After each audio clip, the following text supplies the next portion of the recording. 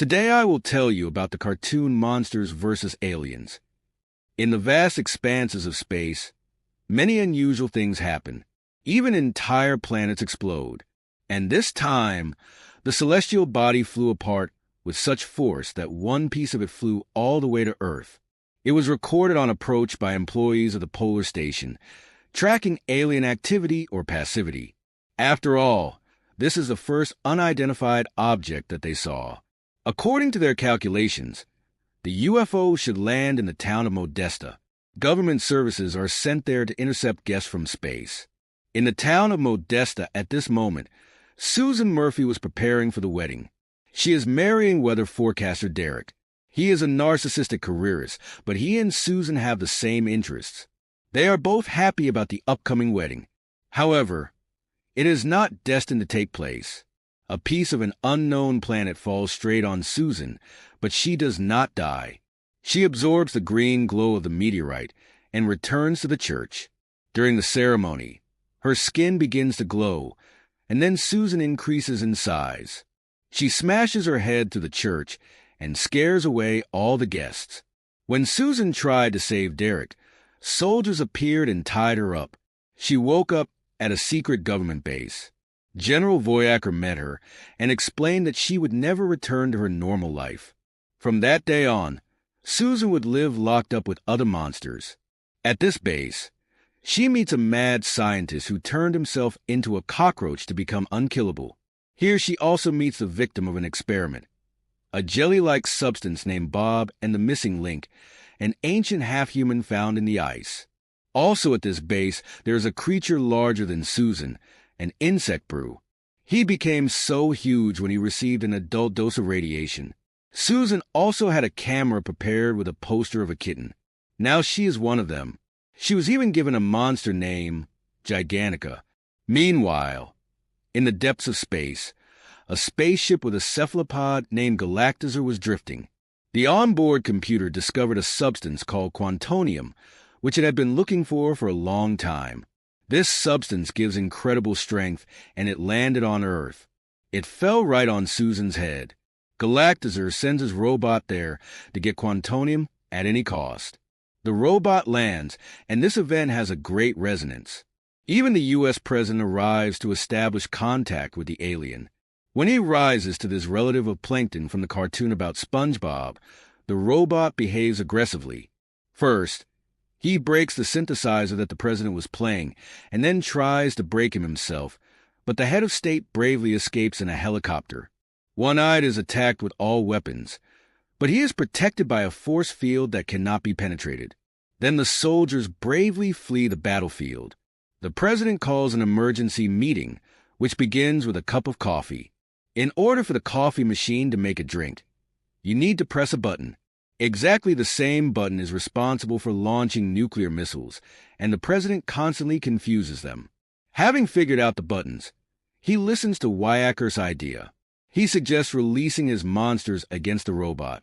They will smash the iron thing to pieces. There are no other ideas, so Wyaker is given the green light. Meanwhile, the monsters are having a good time together.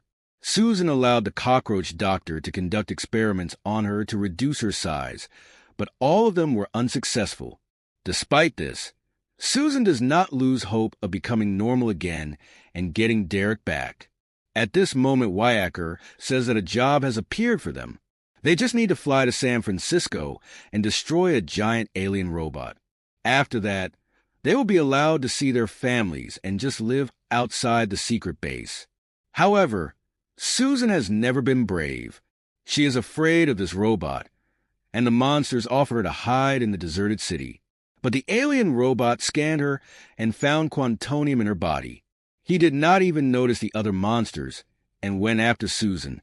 Link and Bob tried to stop him, but it did not work. Meanwhile, Cockroach assembled rocket engines and chased the alien, putting Link and Bob on board. Susan put on cars instead of roller skates and drove to the Golden Gate Bridge. There was a traffic jam here, and she had to stop. The robot attacked her, but the insect Zaver protected her. She and the giant were the same size, and Susan herself did not fail. She turned out to be very strong, and managed to save the people left on the bridge. While they were fighting, Cockroach got into the robot's head and tried to knock it out, but it didn't work.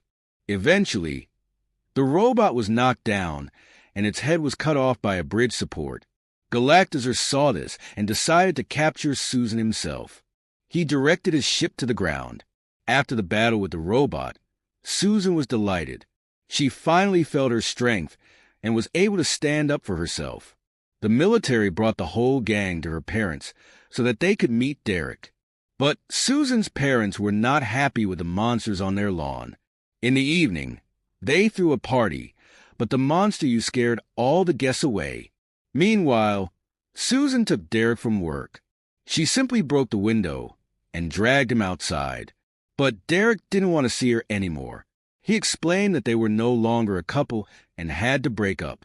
Susan was sick. She was upset, and the only ones who supported her were her monster friends. They were sure that they would never be accepted into society. They would remain outcast forever. However, Susan wasn't upset at all. She finally realized that her happiness didn't depend on Derek, and her new friends were just wonderful. They were brave, strong, and a little crazy. Susan didn't want to go back to her old self. She loved herself like that. And at that moment, an alien beam grabbed her and lifted her into the air. Her friends tried to stop her, but it didn't work. Even the insect got it. They finished him off with a shot from an energy cannon. Susan woke up on Galactizer's ship and already in new clothes.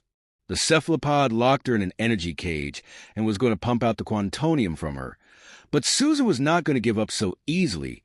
She got out of the cage and chased Galactizer, breaking through the strongest partitions, and he lured her into a device for pumping out quantonium and took the substance.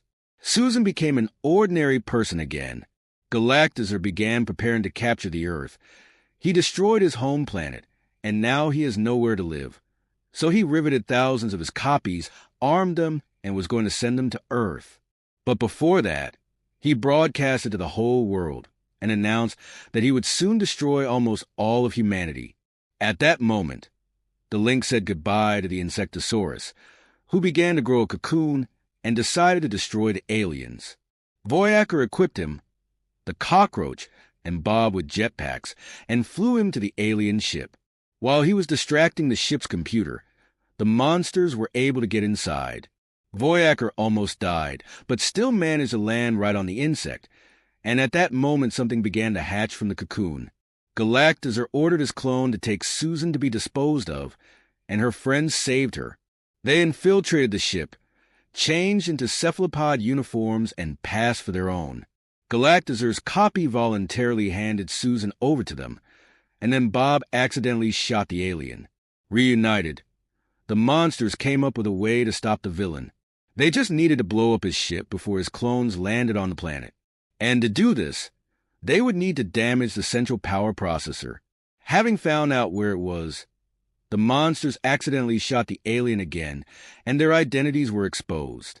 The battle between the cephalopods and the Earthlings began. The monsters managed to break through to the energy processor. Dr. Cockroach figured out the access code to the control system, and the computer began counting down to self-destruction.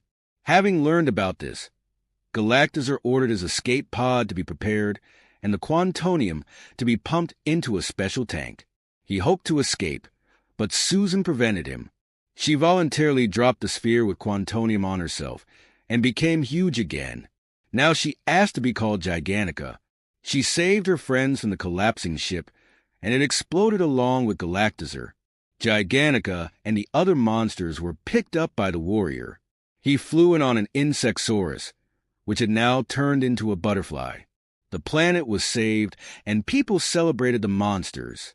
Even Link received his share of popular love. Derek also appeared in the crowd. He was promised a position on national television if he interviewed Susan. He hoped that she was still in love with him and wouldn't refuse him. But Genormica wasn't going to go back to that jerk. She sent him on a long flight live on air, and Bob caught him on the ground. "Bob, could you?" Derek left in disgrace, and the monsters went on a new mission. After that, The president promoted the warrior and called a new meeting, during which he wanted to pour coffee and pressed the wrong button. The country's entire nuclear arsenal was activated, and the president decided to freeze his brain and come back to life in 500 years.